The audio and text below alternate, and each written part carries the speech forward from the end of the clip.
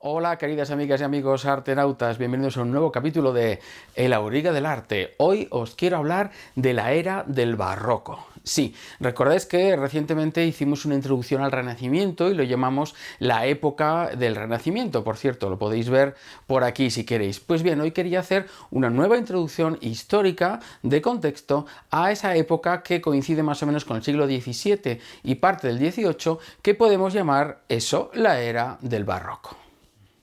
¿Qué pasó en Europa en el siglo XVII? Bueno, pues resumiendo mucho, podemos decir sin temor a equivocarnos que ese siglo fue una época de clara crisis en toda Europa y muy especial en España.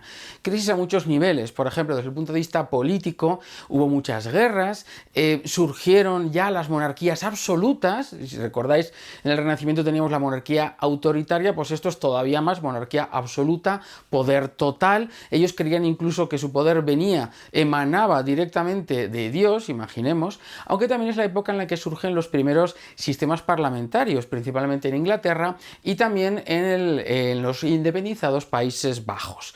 Desde el punto de vista económico también fue una crisis total, sobre todo en España, como digo, embarcada en muchas guerras, con muchísimos gastos. Hubo una crisis demográfica, España incluso perdió población, hubo una epidemia, un rebrote de la peste en toda Europa, esas guerras también que arrasaron cosechas y provocaron muchas muertes, en fin, que hubo un descenso demográfico en España y un crecimiento muy lento en el resto de Europa.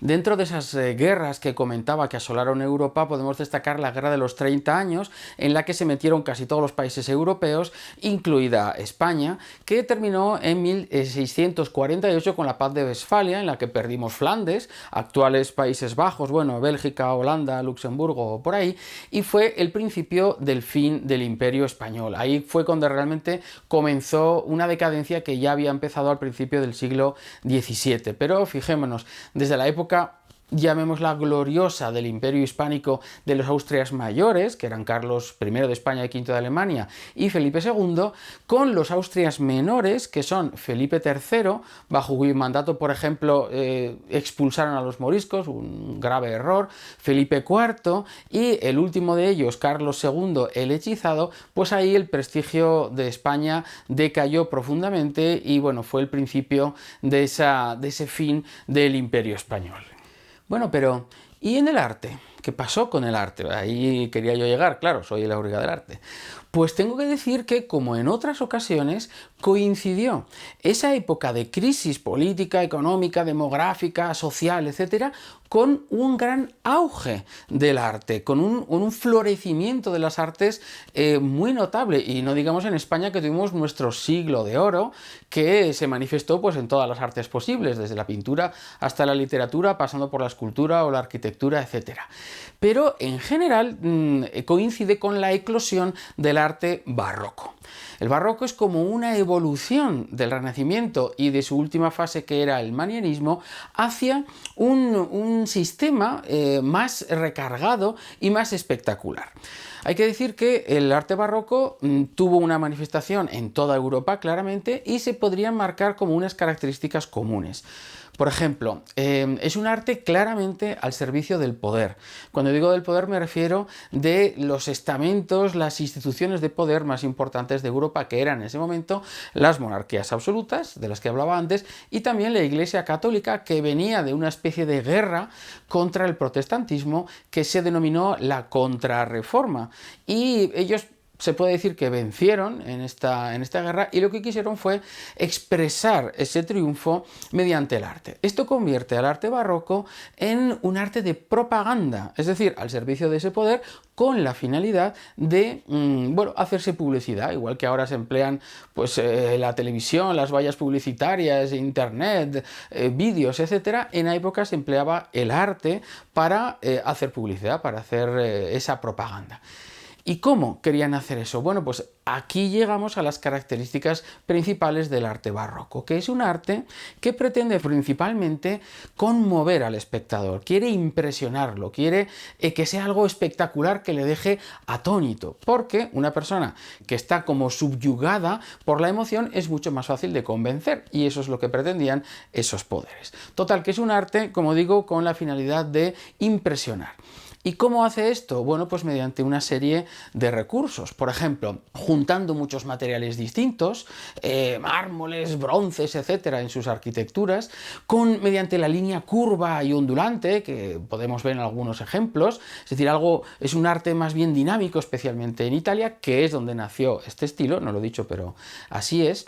Y también, por ejemplo, juntando todas las artes. Esto es algo que Bernini denominó il bel composto, es decir, en lugar de arquitectura por un lado, escultura por otro, pintura por otro, música, luz, etcétera, literatura, pues el arte barroco pretende unir todas esas artes para crear un conjunto realmente espectacular, utilizando además elementos teatrales, elementos de tipo escenográfico tomados del teatro para crear pues esos conjuntos, como digo, fascinantes y espectaculares que pretenden también involucrar al espectador, tocarle su fibra sensible y meterlos en las escenas para que participen y se queden todavía más impresionados.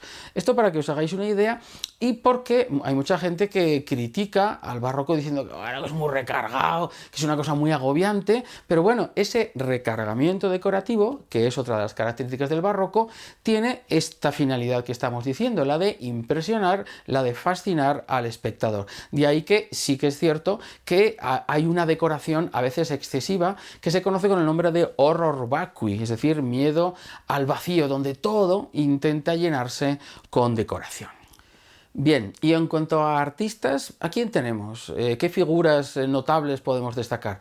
Pues hay muchísimas. Y bueno, empezando por Italia, que es donde surgió este arte barroco, como digo, con el patrocinio de los papas, encontramos a figuras importantísimas. Por ejemplo, en arquitectura tenemos desde Carlo Maderno, el autor de la fachada final de la Basílica de San Pietro in Vaticano, hasta, naturalmente, Gian Lorenzo Bernini, autor de iglesias como Sant'Andrea al Quirinale o de la columnata de la misma San Pedro del Vaticano, o, por supuesto, Francesco Borromini, que fue un arquitecto realmente innovador e imaginativo. En pintura, pues Caravaggio, por supuesto, y otros muchos, no solamente de Italia. En España, sin ir más lejos, naturalmente, Velázquez, Zurbarán, Rivera, los grandes artistas del siglo de oro español. También tenemos, por ejemplo, en el norte de Europa a Rembrandt en Holanda o a Rubens en Flandes, ¿no? O sea que hay muchísimos artistas, y en escultura, pues aquí tenemos que destacar claramente a Gian Lorenzo Bernini, que fue el grande de toda la escultura barroca europea.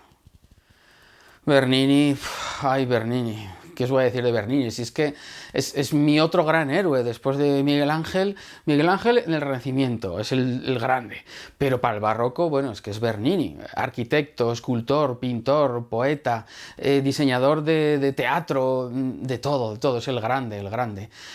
Sobre todo destaca su faceta como escultor, y un día le dedicaré un capítulo a él solo, o varios, porque la verdad es que se lo merece. A ver cuándo puedo volver a Roma y ahí pues grabamos cosas. Pero bueno, como escultor, que es lo más importante, destacan sus famosas esculturas de juventud, como el Apolo y Dafne, maravillosa, Plutón y Perséfone, también conocida como el rapto de Proserpina, estas de tipo mitológico, ¿no? Para el cardenal Scipione Borghese, el David, una versión del David también alucinante, y otras pues más religiosas, como por ejemplo el famosísimo Éxtasis de Santa Teresa en la iglesia de Santa María de la Victoria en Roma, o la muerte de la beata Ludovica Albertoni, otras más espectaculares como la Fuente de los Cuatro Ríos en Piazza Navona, encargada por el Papa Inocencio X, trabajó hasta para 8 papas, me parece.